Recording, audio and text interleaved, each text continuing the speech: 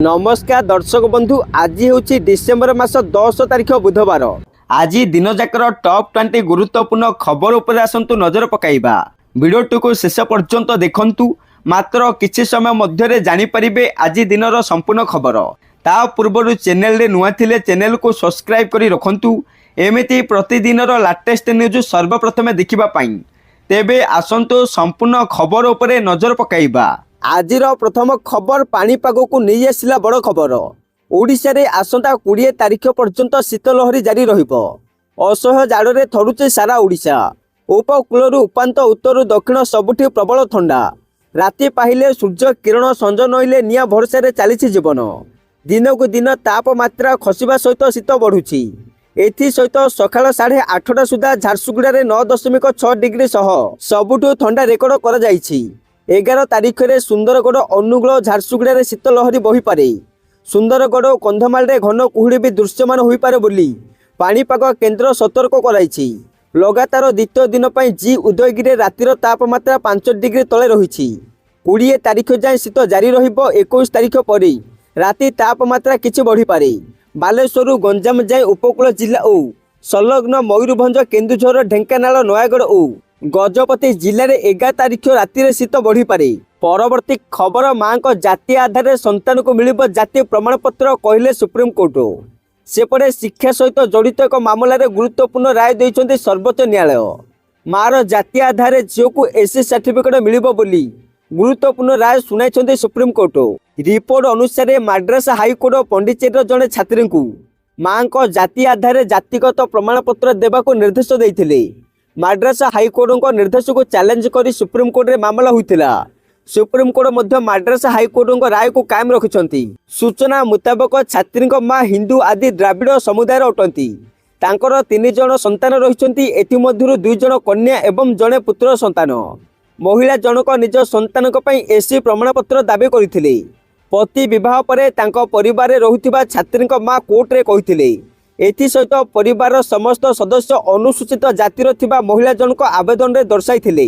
परवर्ती खबर आउ बढ़िबनी पाचिका दरमा कहिले गणशिक्षा मंत्री।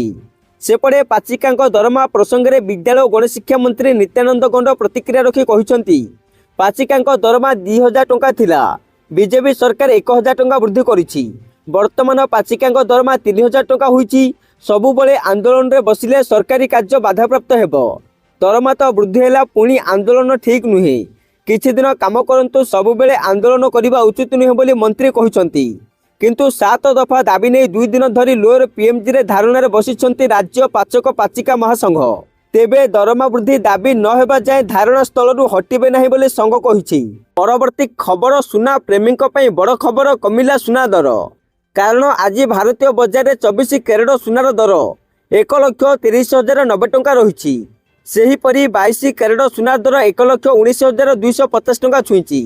अन्यपटे ओडिशार राजधानी भुवनेश्वर में 24 कैरेट सुनार मूल्य 10 ग्राम पिछा 1,30,090 टंका रही बेले 22 कैरेट सुनार मूल्य 1,19,250 टंका को पहुंची। सेहीपरि दिल्ली में 24 कैरेट सुनार मूल्य 1,30,240 टंका रही बेले 22 कैरेट सुनार मूल्य 1,19,400 टंका रही। परवर्ती खबर 16 वर्ष कम वयस्क पिला को सोशल मीडिया मना।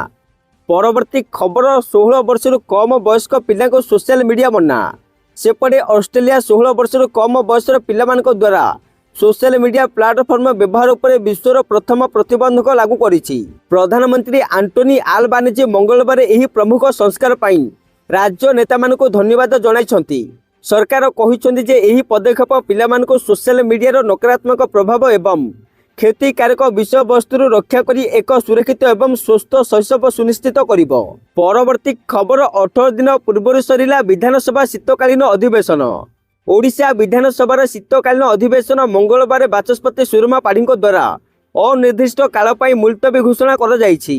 डिसेम्बर 31 तारिख पर्यंत चलिबाकु थिबा एही अधिवेशन निर्धारित समय 18 दिन पूर्व शेष होइछि।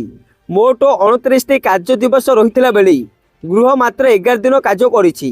अधिवेशन समय 2025-26 आर्थिक वर्ष पई 17,440 कोटी टंकार अतिरिक्त व्यय मंजूरी बिल सहित केतक गुरुत्वपूर्ण बिल पारित होइछि। अर्थ विभाग दायित्व थिबा मुख्यमंत्री मोहन माझी ନଭେମ୍ବର 28ରେ ଏହି ଅତିରିକ୍ତ ବଜେଟ୍ ଉପସ୍ଥାପନ କରିଥିଲେ ଏବଂ ସୋମବାର ବ୍ୟୟ ମଞ୍ଜୁରୀ ବିଲ୍ ଗୃହରେ ଧ୍ୱନି ଭୋଟରେ ପାରିତ ହୋଇଥିଲା। ପରବର୍ତ୍ତୀ ଖବର, ଭାରତୀୟ ଚାଷୀଙ୍କୁ ବଡ଼ ଝଟକା, ଭାରତୀୟ ଚାଉଳ ଉପରେ ଲାଗିପାରେ ଅଧିକ ଟ୍ୟାକ୍ସ। ସେପଟେ ଆମେରିକା ରାଷ୍ଟ୍ରପତି ଡୋନାଲ୍ଡ ଟ୍ରମ୍ପ ସୂଚିତ କରିଛନ୍ତି ଯେ ତାଙ୍କ ପ୍ରଶାସନ ଭାରତୀୟ ଚାଉଳ ଏବଂ କାନାଡା ସାର ସମେତ ବିଦେଶୀ କୃଷି ଉତ୍ପାଦ ଉପରେ ନୂତନ ଶୁଳ୍କ ଲାଗୁ କରିବା ବିଷୟରେ ବିଚାର କରୁଛି। ହ୍ୱାଇଟ୍ ହାଉସ୍ରେ ଅନୁଷ୍ଠିତ ଏକ ବୈଠକରେ ଟ୍ରମ୍ପ ଏହି ବିବୃତ୍ତି ଦେଇଛନ୍ତି। ଭାରତ, ଭିଏତନାମ ଆଉ ଥାଇଲାଣ୍ଡ ଭଳି ଦେଶ ଆମେରିକା ବଜାରରେ ଅତି ଶସ୍ତାରେ ଚାଉଳ ବିକ୍ରି କରୁଛନ୍ତି। ଏହାଦ୍ୱାରା ଆମେରିକା ଚାଷୀ ଉଚିତ ମୂଲ୍ୟ ପାଉନାହାନ୍ତି ଏବଂ କ୍ଷତି ସହୁଥିବା ଟ୍ରମ୍ପ ଅଭିଯୋଗ କରିଛନ୍ତି। ସେମାନେ ଏଭଳି ଡମ୍ପିଂ କରିବା ଉଚିତ ନୁହେଁ, ମୁଁ ଏହାର ସମାଧାନ କରିବି ବୋଲି କହିଛନ୍ତି ଆମେରିକା ରାଷ୍ଟ୍ରପତି। ସେହିପରି ଅନ୍ୟପଟେ ଲୁଇସିଆନାର କେନେଡି ରାଇସ୍ ମିଲ୍ର ସିଇଓ ମେରିଲ୍ କେନେଡି ଦାବି କରିଛନ୍ତି ଯେ ଭାରତ, ଥାଇଲ୍ୟାଣ୍ଡ ଏବଂ ଚୀନ ଏକ କଥିତ ଡମ୍ପିଂ ପାଇଁ ମୁଖ୍ୟ ଦେଶ। ତେଣୁ ଭାରତ ଉପରେ ଡୋନାଲ୍ଡ ଟ୍ରମ୍ପ ଟାରିଫ ଲଗାଇ ପାରନ୍ତି ବୋଲି କୁହାଯାଉଛି। ପରବର୍ତ୍ତୀ ଖବର, ଘୋଷଣା ହେଲା ବିଜେପି ମୋର୍ଚ୍ଚା ସଭାପତି ଓ ଜିଲ୍ଲା ପ୍ରଭାରୀ ନାଁ। ସେପଟେ ମୋର୍ଚ୍ଚା ସଭାପତି ଓ ଜିଲ୍ଲା ପ୍ରଭାରୀ ନାଁ ଘୋଷଣା କଲା ବିଜେପି। ରାଜ୍ୟ ବିଜେପି ସଭାପତି ମନମୋହନ ସାମଲଙ୍କ ମୋର୍ଚ୍ଚା ସଭାପତି ଓ ଜିଲ୍ଲା ପ୍ରଭାରୀ ନାଁ ଘୋଷଣା କରିଛନ୍ତି। ପୁଣି ଥରେ ଭାରତୀୟ ଯୁବ ମୋର୍ଚ୍ଚାର ସଭାପତି ହେଲେ ଯୁବନେତା ଅଭିଳାଷ ପଣ୍ଡା ଏବଂ ଡକ୍ଟର ଐଶ୍ୱର୍ଯ୍ୟ ବିଶ୍ୱାଳ ମହିଳା ମୋର୍ଚ୍ଚା ସଭାପତି ଦାୟିତ୍ୱ ଦିଆଯାଇଛି। ସେହିପରି ଶୁଭ୍ରାଂଶୁ ମୋହନ ପାଢ଼ୀ କୃଷକ ମୋର୍ଚ୍ଚା ସଭାପତି, କାନ୍ଦେରା ସୋରେନ ଆଦିବାସୀ ମୋର୍ଚ୍ଚା ସଭାପତି, ବାଇଧର ମଲ୍ଲିକ ଏସ୍ଏସ୍ଟି ମୋର୍ଚ୍ଚା ସଭାପତି, ପ୍ରଦ୍ୟୁମ୍ନ ନାୟକ ଓବିସି ମୋର୍ଚ୍ଚା ସଭାପତି, ଗୁରିନ୍ଦର ସିଂହ ସଂଖ୍ୟାଲଘୁ ମୋର୍ଚ୍ଚା ସଭାପତି ହୋଇଛନ୍ତି। ମୋର୍ଚ୍ଚା ସଭାପତି ସହିତ 36 ସାଂଗଠନିକ ଜିଲ୍ଲା ପ୍ରଭାରୀଙ୍କ ନାଁ ମଧ୍ୟ ଘୋଷଣା କରିଛି ବିଜେପି ରାଜ୍ୟ ସଭାପତି ମନମୋହନ ସାମଲ। ପରବର୍ତ୍ତୀ ଖବର ରହିଛି ବିଧାୟକଙ୍କ ଦରମା ବୃଦ୍ଧି ଭତ୍ତା ସହ ପାଇବେ 3.26 ଲକ୍ଷ।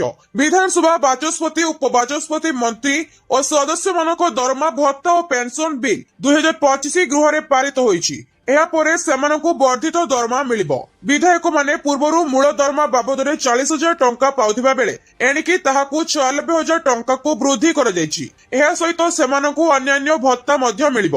ବିଧାୟକମାନଙ୍କୁ ନିର୍ବାଚନ ମଣ୍ଡଳୀ ଓ ଲୋକସଭା ଭବନ ଗସ୍ତ ଖର୍ଚ୍ଚ ଭତ୍ତା ବାବଦକୁ 20,000 ବଦଳରେ 75,000 ଟଙ୍କା ମିଳିବ। କମିଟି ବୈଠକ ଭତ୍ତା 1,500 ଟଙ୍କା ବଦଳରେ 3,000 ପାଇବେ। ରାଜ୍ୟ ବାହାରେ ବୈଠକ ପାଇଁ ଦୈନିକ 2,000 ବଦଳରେ 10,000 ମିଳିବ।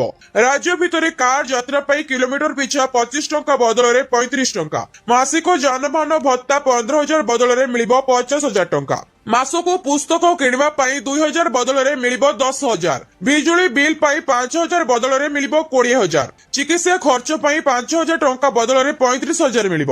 କ୍ୱାର୍ଟର୍ସ ମିଳିନଥିବା ବିଧାୟକଙ୍କୁ ରହଣି ପାଇଁ ଦିନକୁ 1,000 ଟଙ୍କା ବଦଳରେ ମିଳିବ 2,000 ଟଙ୍କା। ଗାଡି କିଣିବା ପାଇଁ 5 ଲକ୍ଷ ଟଙ୍କା ବଦଳରେ 10 ଲକ୍ଷ ଟଙ୍କା ମିଳିବ।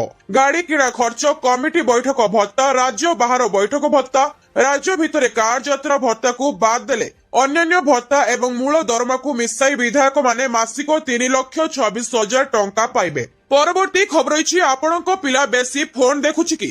ସାବଧାନ, ଆସିପାରେ ହାର୍ଟ ଆଟାକ। ରିସର୍ଚ୍ଚରୁ ବଡ ଖୁଲାସା। ଆଜିକାଲି ମଡର୍ଣ୍ଣ ଲାଇଫ୍ ଷ୍ଟାଇଲରେ ପ୍ରଭାବ ବିଶେଷ କରି ପିଲାଙ୍କ ଉପରେ ପଡୁଛି। 1 ବର୍ଷର ଶିଶୁ ବି ଫୋନ, ଟ୍ୟାବ, ଟିଭି ବିନା ଖାଉନାହିଁ। ଏହି କାରଣରୁ ଆଜିକାଲି ପିଲାମାନଙ୍କ ଭିତରେ ଫୋନର ବ୍ୟବହାର ବହୁତ ଅଧିକ ହେଉଛି। ଗବେଷଣାରୁ ଜଣାପଡିଛି ଯେ ଅତ୍ୟଧିକ ସ୍କ୍ରିନରେ ସମୟ ବିତାଇବା ପିଲାମାନଙ୍କର ସ୍ନାୟୁ ଏବଂ ସାମାଜିକ ବିକାଶ ଉପରେ ଗୁରୁତ୍ୱପୂର୍ଣ୍ଣ ପ୍ରଭାବ ପକାଇଥାଏ।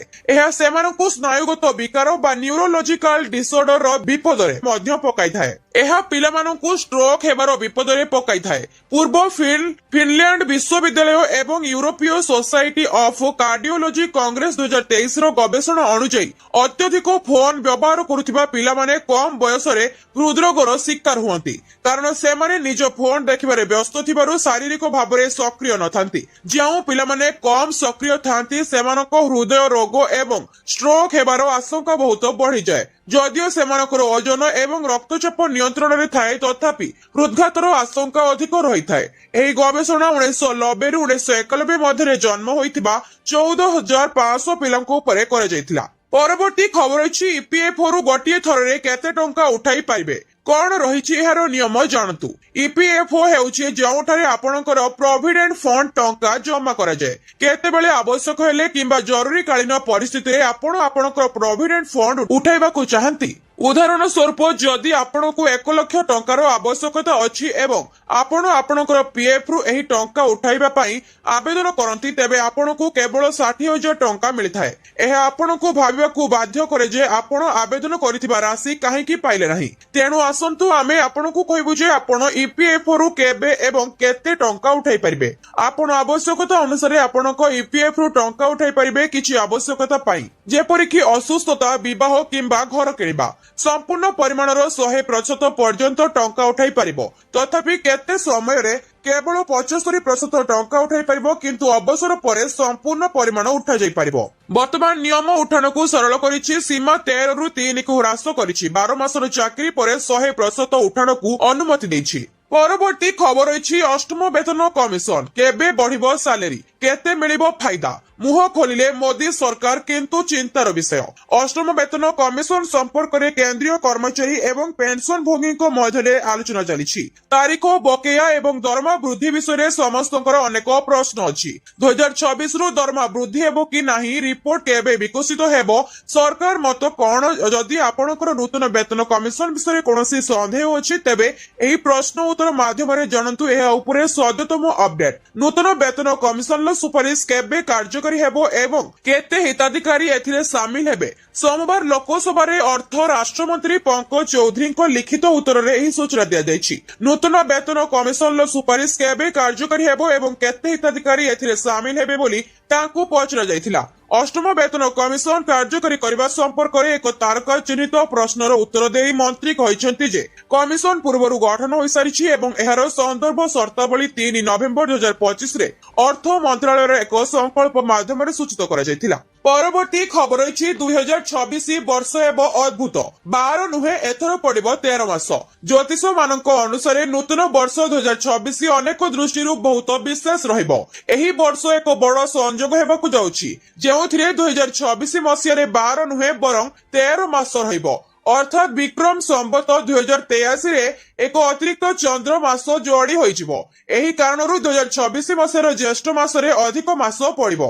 एही दुर्लभ स्थिति हेतु ज्येष्ठ मास प्राय 60 दिन पर्यंत चलिबो जहा फଳରେ एही वर्ष मोट 13 मास होइजिबो। ज्योतिष शास्त्र अनुसार एही स्थिति सेतेबेले सृष्टि हुए जेतेबेले चंद्र पंजिका एवं सूर्य पंजिकार गणना रे अंतर थाए। धार्मिक विश्वास अनुसार अधिक मासर समय अत्यंत पवित्र बोली धरा जाए किंतु एही समय रे करा जाइथिबा छोट भूल मध्य व्यक्तिर पूरा वर्ष उपरे प्रभाव पकाई पारे। सेथि पई एही समय रे किछि विशेष उपाय करबा उचित जहां नूतन वर्ष को खुशी रे भरि देबो। आसंतु जणबा सेही उपाय गुडीको विषय रे केबे पड़िबो अधिक मास 2026 ग्रीक पंचांग अनुसार 2026 मासरे ज्येष्ठ मास 22 मे रु आरंभ होई 29 जून 2026 पर्यंत चलिबो। परवर्ती खबर अछि यूआईडीएआई न्यू रूल आधार वेरिफिकेशन ले बड़ परिवर्तन। यूआईडीएआई आनिला नुआ नियम एथरो बढ़िबो सुरक्षा। होटेल रे रहिबा हेउ किंबा अन्य कोनोसी उद्देश्य रे हेउ आधार कार्ड फोटोकॉपी निहाती आवश्यक पड़े।